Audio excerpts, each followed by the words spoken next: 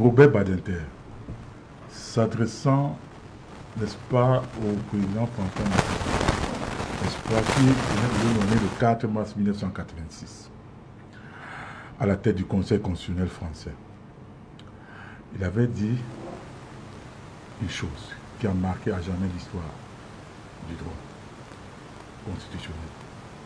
Il a dit, Monsieur François Mitterrand, mon ami, merci de me nommer président du Conseil constitutionnel.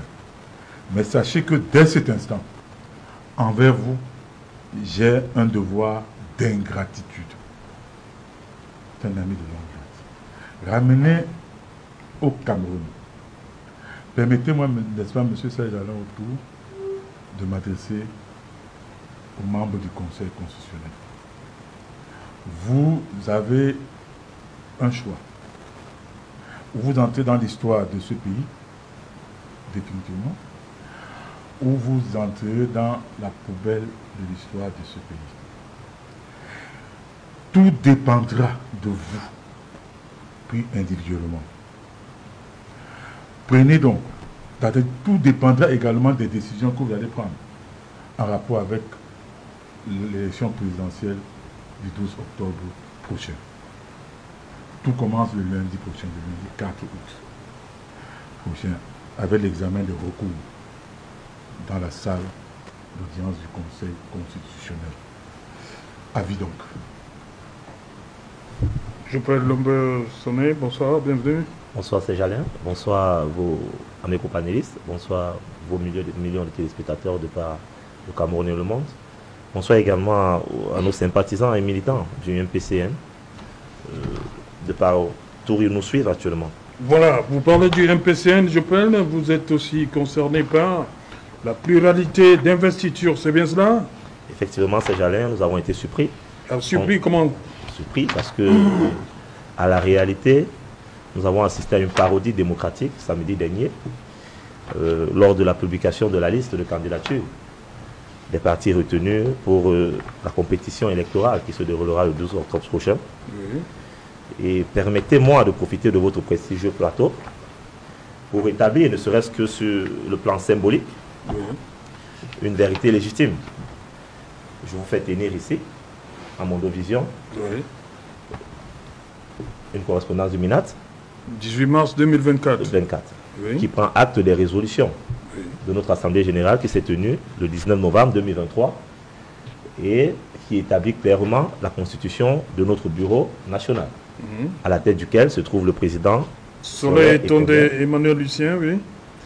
Si vous allez actuellement au niveau du site du MINAT, vous allez retrouver au niveau du numéro 200, dans l'annuaire des partis politiques, comme président du mouvement patriotique pour un Cameroun nouveau, M. Soleil Tondé Emmanuel Lucien. Vous êtes sûr? La dernière fois que vous êtes entré dans le site, c'était quand? Tout à l'heure, il y a pratiquement 15 minutes. Vous êtes sûr que ça n'a pas changé depuis là? Ça n'a pas changé non. Entre 15 minutes et maintenant, vous êtes sûr que ça n'a pas changé? Ça n'a pas changé. Okay. De toutes les façons, il y a 15 minutes, ça n'a pas changé. Et voilà, je vois là 57 Chewa David Damiel, MPCN, motif dirigé, pluralité d'investiture par le MPCN. C'est une aberration démocratique parce que, à la réalité, ces gens-là, il faut dire que le motif, le libellé du motif en lui-même est interpellateur. Parce qu'à la réalité, sur le plan sémantique, s'il fallait décomposer le libellé en lui-même, on dirait que l'on pourrait parler de pluralité d'investiture dans le cas où la personne habilitée à investir dans un parti politique aurait investi 2 ou plusieurs personnes.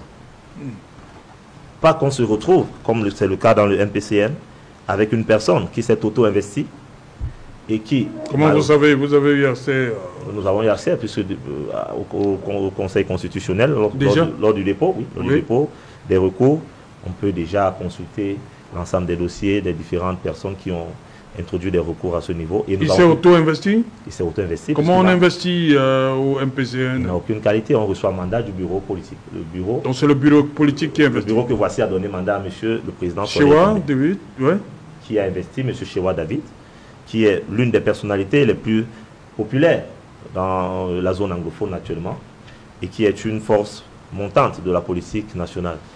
Donc, je disais tantôt que... rapidement, hein, c'est pas... à la lumière forcément de la consultation de son dossier, de celui qui nous mène aujourd'hui au débat devant le Conseil constitutionnel, on a pu constater par exemple qu'il n'avait pas payé la caution. Vous voyez le manque de sérieux et c'est pratiquement symptomatique du système dans lequel nous sommes. Mais également, il fallait faire rapidement un coup de gueule vis-à-vis du Conseil électoral. Véritablement, qui a encore fait la démonstration il y a samedi dernier que c'est une antichambre, que c'est pratiquement assimilable à une sous-section du RDPC, parce qu'on se serait attendu... Non, vous n'allez pas dire ça. Je vais le dire parce qu'on se serait attendu, c'est Il y a le Conseil constitutionnel qui est là pour le Conseil électoral, oui. Mais... Non, j'ai dit, vous avez introduit un recours, non? Faites-moi... Vous avez introduit un recours. Exactement. Le Conseil électoral a fait son travail, maintenant...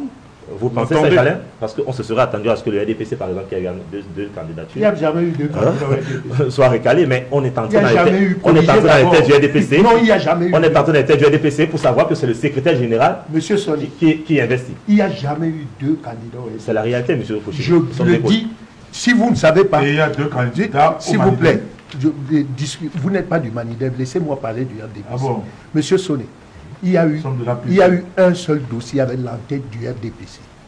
Prenez le document du Conseil électoral qui dit avons reçu deux autres candidatures qui n'étaient ni présentées par un parti politique et qui devaient donc être des candidats indépendants. Et vous savez comme moi que c'est fait à dessein. C'est fait à dessein, monsieur Fouché. Monsieur Sonny, si vous êtes allé au Conseil constitutionnel, respectez les institutions de la République. L'ELECAM a dit, je lis, et c'est clair, l'ELECAM a enregistré les candidatures de deux citoyens qui ne sont ni investis par un parti politique. C'est le libéré d'ELECAM, M. Fouché, je suis désolé. M. Léon Télé Onana a publié son investiture sur les réseaux sociaux. Avec quel document? Le compte du RDPC. Attendez. Qui a fait ce travail? Qui a fait le travail d'aller savoir si vous n'avez pas été investi par S'il vous plaît, monsieur Sonné, moi, je ne suis pas là. Soyons sérieux. Je représente un parti. Vous représentez un parti. Le seul document ici, sur ce plateau, qui vous permet, vous, d'aller au niveau du Conseil constitutionnel, c'est ce document. Vous comprenez ce que je veux dire? Il n'est pas crédible.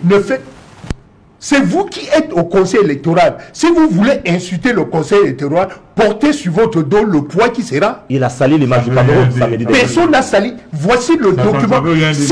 S'il vous plaît, si vous saisissez une institution, d'accord, il faut accepter le verdict de l'institution. Voilà le Conseil constitutionnel reste le seul recours et l'ultime recours Serge pour restaurer l'image du Cameroun. Monsieur Sonné, monsieur Serge vous a déjà fait une remarque. C'est parce que vous avez accepté le verdict de l'ELECAM que vous êtes allé au Conseil constitutionnel. Maintenant, c'est que... Mais vous dites quoi là même? Et l'ELECAM nous oblige à aller au Conseil constitutionnel. Attendez, l'ELECAM nous oblige à aller au Conseil constitutionnel. Monsieur Sonné, ce n'est pas une obligation. Ils auraient pu nous éviter ça. Monsieur, laissez-moi finir. Ce n'est pas le débat. Monsieur, on est d'accord. Mais laissez-moi finir. Non, permettez à Edouard de terminer. Ne faites pas de la bavade. Monsieur Sonné, mais c'est pas le débat. C'est pas le débat, mais je voudrais rétablir le principe de vérité. Pour dire quoi? Rétablir le principe d'égalité plutôt. Bon, d'égalité. J'accepte. Dans le traitement, dans l'examination des dossiers. Suivez donc pour dire que si vous vous êtes permis d'aller au Conseil constitutionnel, c'est parce que vous avez pris en main ce document. Si ce n'est pas le cas, d'accord, retirez votre dossier. Avions-nous le choix? Mais c'est vous qui êtes allé. C'est vous qui allez déposer votre dossier. Maintenant, mais dans ces cas, donc, on vous a dit, pour le RDPC, dont je représente, qu'il n'y a jamais eu double investiture. Quelqu'un se présentait en disant qu'il est du RDPC. Un conseiller RDPC, il ne l'est pas. Un de vos militants, un de vos... Quand vous êtes investi avec le document du parti. Ah ok, donc le conseil électoral est allé fouiller dans les tests du RDPC. Mais son document n'avait pas. Ah ok. Mais pourquoi on ne l'a pas fait pour d'autres partis? Mais ce n'est pas mon problème. Je parle du RDPC. Et donc c'est que vous devez dire, monsieur Sonné. Ne faites pas... Je suis déjà... Monsieur Sonné, ce que vous devez faire, et c'est le conseil d'un grand frère, vous avez accepté le verdict de l'ELECAM. Vous avez déposé votre dossier au conseil. Ce que vous venez de dire, votre analyse, vous avez vu, j'étais attentif. Ça veut dire que ce que vous avez dit et le document que vous venez de verser est un document légal. Exactement. Donc ce que vous devez faire, ne faites pas la barbarie, et c'est le sujet de ce soir. Ne faites pas la barbarie. Demandez que le droit se lise. Et je suis content qu'on ait commencé par Batender, par... Donc, je suis content parce que là-bas, c'est le droit qui se lit. Si le document que vous venez de verser, et si je vous ai posé une question, est-ce qu'il y a 15 minutes, ça a changé, vous avez dit non. Ça veut dire que celui qui a investi votre candidat est celui qui devait investir. Exactement. Et donc vous vous arrêtez là. Pourquoi le conseil électoral ne nous évite pas le conseil électoral ne fait pas. Le conseil électoral, je l'ai dit devant ici sur ce plateau, n'entre pas dans le fond du dossier. Le fond du dossier, c'est-à-dire il fait la recevabilité de dossier. Voici ce qu'il fait. 50 millions, il pointe. Ceci, il pointe. Et en quoi consiste l'examination des dossiers? Mais il fait ce que je viens de vous dire. La recevabilité de dossier, c'est qu'il reçoit le dossier au vu de la loi et pointe. Merci. Maintenant, les débats vont se faire au niveau du Conseil constitutionnel. Rapidement, vraiment. Oui, Jean-Robert Wafo, il faut qu'on parle. Je ne vais pas croiser. La diplomatie camerounaise. Je ne vais pas croiser. Je vais tout simplement dire à tous ceux qui nous regardent que ELECAM n'est pas une juridiction. Le conseil électoral. Le conseil électoral. Le conseil électoral de l'ELECAM n'est pas... C'est ce que j'ai dit. C'est une administration. Et le motif qu'ils ont invoqué, n'est-ce pas, pour rejeter la candidature du professeur Maurice Kamto, c'est un motif farfelu. Parce que, comme il a dit tout à l'heure, quand on parle de pluralité d'investiture, cela signifie que la personne habilitée a investi un candidat, l'a fait. C'est votre interprétation. Vous avez parlé, je vous ai suivi. C'est le parti. C'est l'interprétation sémantique de la qui investit. Qui investit quand on est présenté par le parti? C'est un parti politique. C'est un parti. Vous avez présenté un texte du parti. Calmez-vous, M. Fauché. C'est le parti et vous venez de le dire. On a donné pouvoir à votre président d'investir. Donc c'est le parti qui investit. Pourquoi a-t-on rejeté le dossier? Mais laissez donc, le conseil va aller dans le fond. C'est pas possible. Mais vous n'êtes pas du Manidem. Vous n'êtes pas du Manidem et vous discutez du problème Manidem. Monsieur Edouard Fauchivé, vous avez pris le Kitoko. Non, non, je vous en prie. Calmez-vous au moins. Non, non, non, non, je vous en prie. Non, Jean-Robert Wafo. Écoutez, non, Jean-Robert Wafo, Jean-Robert Wafo. Non, Jean-Robert Wafo. Non, Jean-Robert Wafo. Non, non, non. Jean-Robert.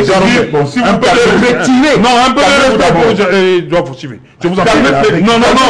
Jean-Robert Wafo. Non, non, je vous en prie. Du RDPC? Non, non, je vous en prie, je vous en prie. Non, Jean-Robert Wafo, non, non. C'est les termes que non, je ne permets pas. Retirez-le. Je vous en prie. Retirez-le. Bien retirer. Non, non, non. Retirez. S'il vous plaît, Jean-Robert, retirez ce mot, je vous en prie. Je vous en prie. Bon, avec votre permission, je retire ce mot. Voilà. Mais s'il continue à s'agiter... Non, non, non. Nous sommes des gentlemen, je vous en prie. Sur ce plateau. J'étais en train de dire ceci. Le motif de pluralité des investitures, ça c'est... Je vous ai dit, c'est pas la thématique. Oui, on a déjà perdu la provocation. Pas de 20 minutes. Je dis une chose, j'ai lu ici, et lui-même il a rappelé, ce que Badinter a dit à son ami, François Mitterrand. Et c'est avec ça qu'il est rentré dans l'histoire de la France. Vous dites qu'il a dit ça à François Mitterrand quand? Le 4 mars 1986. Non, j'ai dit à quel moment? Quand on l'a nommé? Oui. Okay. Le 4 mars 1986, il dit Monsieur François Mitterrand, mon ami. Il a dit à la nomination. J'espère qu'on se comprend. D'accord. C'est très important. Ok. Peut-être que lui ne comprend pas ce que vous êtes en train de dire. C'était quand il prêtait seulement. Voilà. Ok. Au Cameroun, on est très loin de ça.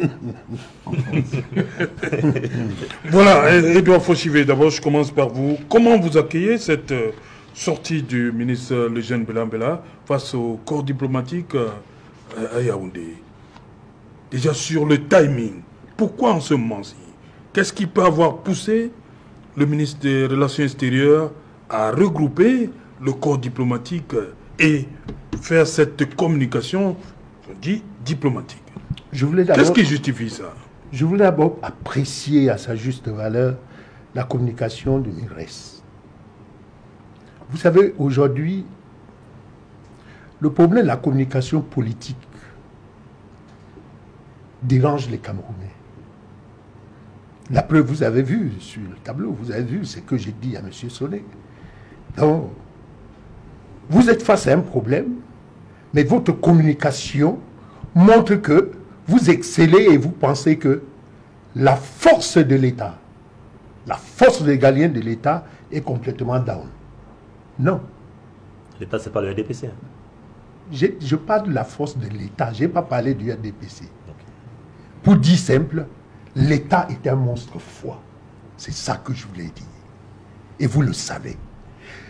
Quand vous parcourez les réseaux sociaux, 2 jours, 3 jours avant la proclamation de l'ECAM, l'acceptabilité des dossiers de l'ECAM, mais vous vous rendez compte qu'il y a quelque chose qui va se passer. Et sur plusieurs plateaux... Est-ce que ce n'est pas parce que les résultats du Conseil... Non, ce que le Conseil électoral a sorti le 26 sur les réseaux sociaux. Je ne suis pas dans les... Je parle des réseaux sociaux dans sa globalité. Justement. Donc je ne sélectionne pas. J'ai dit ce que j'ai vu comme communication dans les réseaux sociaux. Et c'est pour ça que dans le cadre régalien de la prévention, l'État a pris toutes les dispositions pour sécuriser, n'est-ce pas, la chose publique. D'abord, et quand on entre en profondeur de ces communications, on lit quoi? Vous avez lu le code. Ce sont des menaces. Vous avez vu, après l'acceptabilité des dossiers, 2 ambassades envahies, avec un langage, excusez-moi, de 2e classe. Parce que ceux qui sont là, qui demandent que les gens puissent sortir et écraser, ne sont pas du Cameroun. Ils vivent avec leur famille, femmes et enfants. Là-bas, il n'y a pas de problème. Mais nous, on nous dit, cassez, faites tout ce que vous voulez. Et c'est donc, je fais ce chapeau pour vous montrer que l'État ne peut pas s'agenouiller. Et donc, la communication du ministre me montre effectivement qu'on prend au sérieux ce que les uns et les autres disent. Je ne veux pas entrer dans les histoires du code. Nous avons vu la base. Nous avons vu comment les ministres sont complètement châtiés au niveau de la foi. Nous avons signé des conventions à l'international.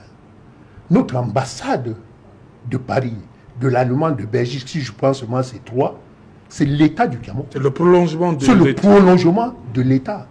Et donc, si on s'attaque à ces représentations diplomatiques, ça veut dire qu'on s'attaque au Cameroun. Donc, ce qu'il a voulu dire, c'est que, quel que soit le vent, nous sommes un pays aujourd'hui, nous sommes un État. Un État peut faire des erreurs, peut faire du n'importe quoi, mais l'État, nous n'attendons pas la gouvernance extérieure pour nous donner, aujourd'hui, surtout en 2025, n'est-ce pas, le kick-off. Ce n'est pas possible. Donc, que nos ambassades, que nos institutions à l'étranger soient le prolongement de notre État et que ceci soit sauvegardé. Parce que vous et moi, regardez quand nous faisions la demande de visa à Bonanjo. Nous tous, nous nous sommes plaints parce que on ne savait pas que M. Sonné peut être malade. On te met dans la pluie alignée. C'est-à-dire quand vous passez là-bas, vous voyez des Camerounais, vous vous posez la question de savoir, mais ces gens prennent le visa pour aller souffrir. C'est-à-dire qu'on vous maltraite avant même que vous n'entrez. Mais regardez comment on les reçoit dans notre ambassade en France. Ils ont une salle climatisée. Mais chez nous, vous restez sur le goudron. Je crois que ça, vous avez... Et aujourd'hui, on peut l'apprécier parce qu'ils ont compris. C'est pour ça qu'ils ont envoyé ça dans un milieu où vous ne pouvez même pas savoir que vous allez chercher le passeport. Mais nous étions des animaux à Bonanjo. Donc, pour dire simple, il faut protéger le prolongement de l'État. Et c'est si, dans le cadre du droit international, si aujourd'hui on fait ce qu'on avait fait à l'ambassade d'Auteuil, à Paris, si on le fait, nous les Camerounais, nous allons faire à ces ambassades ici au Cameroun. Il faut le dire. Parce que, non, ça veut dire quoi? Comment? Parce que, je dis bien, si on entre encore dans les ambassades, pour aller casser l'ambassade du Cameroun à Paris, comme on l'avait fait dernièrement, où on est monté sur le bureau, on a écrasé les photos, tout. Nous aussi, au Cameroun, on peut aussi aller vous les RDPCistes, pas vous les Camerounais. Vous les RDPCistes. Je dis les Camerounais. Non, pas les Camerounais. S'il vous plaît, monsieur Sonné, je parle de la part des Camerounais qui sont comme moi. Vous permettez, qui sont comme moi et qui aiment leur pays et le vert ou jaune. Nous l'aimons tous. Bon, donc si vous l'aimez, vous ne pouvez pas accepter que les gens cassent votre ambassade, et cette ambassade est ici, et on protège. Vous incitez les Camerounais à faire ça? Je n'ai pas dit ça, je n'incite pas, je dis que l'image... On aurait interprété l'image que nous avons... C'est Jean-Robert Wafou qui avait tenu ces propos. Non, l'image, s'il vous plaît, monsieur Sao, l'image qu'on nous a montrée, où la photo du président... Mais on reconnaît toujours le Cameroun un pays de paix. Oui, mais c'est pour ça que je dis que il est préférable donc que le discours soit tenu maintenant pour éviter donc ce que je suis en train de dire. Donc ce que je dis, c'est que pour ne pas exciter les Camerounais à faire, comme on dit, le match retour, il est préférable, la réciprocité, il est donc préférable que le discours du ministre soit partagé et bien interprété dans les renvoyé dans leur pays, pour faire comprendre que, comme on dit souvent, les injures peuvent se croiser, et donc pour éviter donc tout ça, on dit faites le travail qui est vôtre au vu des conventions internationales. Voilà, le ministre justement dit ceci, Jean-Robert Wafo, il va de notre responsabilité commune et de notre attachement collectif aux conventions internationales qui régissent les rapports avec nos partenaires bilatéraux et multilatéraux.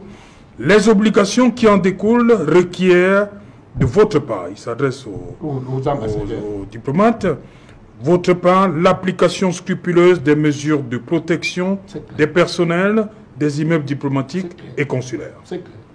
Jean-Robert Wafo, cette sortie du ministre des Relations extérieures, le jeune Bélan Béla, dans ce contexte-ci, c'est quoi? C'est pour prévenir, c'est pour dire que bon, voilà ce qui s'est passé en janvier 2019 ne devrait pas se reproduire chez vous. Si ça se reproduit, un peu comme disait Edouard Fauchivé, ce sera le principe de la réciprocité. C'est un peu vers ça qu'on va. D'abord, je tiens à préciser que je suis contre tout acte de violence. Ok. Injustifié. Je précise bien injustifié. Violence injustifiée. Mais quand c'est justifié, on peut comprendre sans toutefois être d'accord. Oui. Une fois que j'ai dit ça, j'ai dit prévenir vaut mieux que guérir. Voyez-vous, pourquoi le ministre des Relations extérieures, il faut se poser la question de savoir pourquoi il voit la tempête arriver. Mais peut-être qu'il s'appuie sur ce qui s'est passé en janvier 2019. Oui, mais le 26 janvier. Prenons ça ainsi. Qu'est-ce qu'ils ont fait pour que ça ne se reproduise plus? C'est ça la question.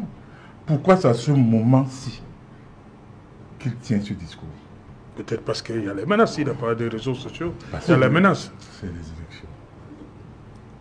Ce sont des élections. Les menaces.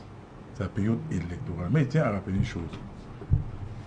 La communauté internationale également a un droit de regard. Justement. Un droit de regard parce qu'elle soutient, elle se doit de soutenir, d'accompagner tout processus électoral conforme. Ce n'est pas la première fois. Inclusif, surtout inclusif. Inclusif. Et c'est même ce que les États-Unis ont promis dans un communiqué. Parce que les États-Unis avaient, n'est-ce pas, les États-Unis l'ont fait par le passé, n'est-ce pas, en demandant aux dirigeants de respecter le caractère inclusif du processus électoral. Quand on parle de caractère inclusif, on dit inclusif, c'est-à-dire les partis politiques, la société civile, ainsi de suite, et même le clergé. Le contraire d'exclusif, on n'exclut personne. Ça veut dire en d'autres termes qu'ils s'inquiétaient à aller se plaindre du caractère discriminatoire, donc, n'est-ce pas, de l'acceptation de certains candidats. Parce que quand on dit inclusif, le caractère inclusif, cela signifie que tous ceux qui sont en droit juridiquement de participer au processus électoral doivent participer au jeu. Et c'est tout à fait normal. Le Cameroun, je vous rappelle que l'article 45 de notre Constitution fait état de ce que les traités internationaux, les conventions internationales ont valeur supérieure à notre Constitution. Le Cameroun a ratifié plusieurs instruments juridiques internationaux. Le pacte international relatif aux droits civiques et politiques. La Charte africaine des droits de l'homme et du peuple. la charte africaine de la démocratie, des élections et de la gouvernance. Si on avait respecté cela, puisque le Cameroun l'a ratifié, on ne serait pas en train, n'est-ce pas, de convoquer les ambassadeurs pour dire, voilà, donc crier à Rose, non. Vous ne pouvez pas vous prévaloir de vos propres turpitudes. Donc c'est normal qu'on dise qu'on va tout casser. Les Camerounais qui sont à l'étranger. Est-ce que vous m'avez suivi dès Mais je vous suis, sauf que vous me parlez pas de ça. J'ai dit je condamne toute violence injustifiée. Oui, c'était mieux de rester dans le principe des Camerounais. Même quand elle... Je dis bien ceci, je précise injustifié. Vous êtes un enseignant d'université. Je dis condamne toute violence injustifiée. Mais posez-vous la question de savoir comment en est-on arrivé là. Et à quel moment, n'est-ce pas, le sérail tremble. C'est chaque fois qu'il y a élection. Oh, mais oui. Ah bon? Mais puisque vous avez parlé de quoi? Ah bon? Mais vous avez parlé de la destruction de l'ambassade du Cameroun à Paris, place d'Auteuil. Quand on verse la farine sur le truc, c'est ça les élections. Écoutez, dis-donc. moi, je reprends ce que vous avez dit. Hein. Oui, mais je suis en train de déconstruire ce que vous avez dit. Si le processus est clair, est inclusif, si la loi est respectée... Aux États-Unis, c'était inclusif. Quand on a attaqué le Congrès... Mais vous vous comportez comme... Ah bah, non, attendez, vous vous comportez comme un élève... Qu'est-ce que nous avons fait? Nous n'avons rien fait. Écoutez, vous vous comportez comme un élève qui a échoué son examen et qui, quand on lui demande pourquoi il a échoué, il dit que tel camarade aussi a échoué. Non, copier parfois ce qui est bien. Il faut que ce soit clair. Quand ce n'est pas bien, quand ce n'est pas bien, on ne participe pas. Mais pourquoi? Oui, mais quand c'est pas bien, si c'est pas bien, ne participez pas. C'est notre liberté de participer. Est-ce que vous avez participé? Vous n'êtes le directeur de conscience d'aucun candidat. Si ce n'est pas bien, ne participez pas. Vous l'aviez dit en 2018 que ce n'était pas bien. Vous n'avez pas participé. Le Cameroun n'était pas en feu. Monsieur Serge Alain. Maintenant, c'est mauvais et vous participez. Ok, permettez. Vous devez remarquer une chose. Je peux être dictateur à témoin. Quand il parle, je n'interviens pas. Mais quand je prends la parole, il a des judiciaires. Et après, vous allez me retirer ce que je viens de dire, de retirer... Non, mais lui, il ne veut pas des mots déplacés. Qu'il me laisse parler. Voilà, ça va. Allez-y donc, allez-y. Donc, c'est pour vous dire quoi? Et on ne peut pas faire, il faut que ce soit clair, on ne peut pas faire sans cette communauté internationale. C'est normal que les pays amis aient le droit de regard. Oui, à travers les institutions. L'ONU est là, je suis d'accord. Au 31 mars 2025, la dette extérieure du Cameroun s'élève à 14 442 milliards de francs CFA. Oui. Ce que nous avons emprunté. Et un pourcentage pour la France. Et c'est même une dette nocive. Puisqu'on ne sait même pas ce qu'on a attendu. Je reste sur le montant. Vous allez aller emprunter l'argent à l'extérieur. Ça fait 42%. Ça veut dire quoi? PIB. Tu es hors sujet. Ça veut tout simplement dire que, ok, si vous ne voulez pas que les gens, que les pays amis, regardent notre processus électoral, vous rappelle de respecter les instruments juridiques et internationaux que nous avons signés. N'allez pas faire des emprunts. Mais qui ne vient plus prendre notre matière première? Mais qui ne vient plus chercher nos matières premières? Vous êtes obligé de leur donner. Mais vous parlez de quoi là? En 2027, vous parlez de ça? C'est ça que vous voulez prendre la République? Mais monsieur Faucier. D'accord. Mais qu'est-ce que vous prenez même ce soir? Mais non, attendez là, l'autre matière première. Mais qu'est-ce que vous prenez ce soir? Vous nous faites des injonctions alors qu'ils prennent notre matière. L'invasion de notre matière première ne vous dit rien. Je dis ceci, si vous ne voulez pas qu'ils s'intéressent à ça. Ok. Je comprends pourquoi vous êtes... Une chose est sûre. Une chose est sûre. Si vous voulez que tout se passe dans la paix, respectez, n'est-ce pas, les lois de la République. Respectez, n'est-ce pas, respectez ce que la République nous impose. Parce que ce n'est pas votre pays, c'est notre pays à nous tous. Et moi je dis, ne donnons pas, c'est-à-dire que ne cherchez pas à faire en sorte que les Camerounais se lèvent. Parce que si c'est conduit tel que c'est actuellement, si le Conseil constitutionnel les menaces est une juridiction, si elle est vraiment une juridiction impartiale, elle va valider les candidatures, notamment celle du professeur Maurice Kamto.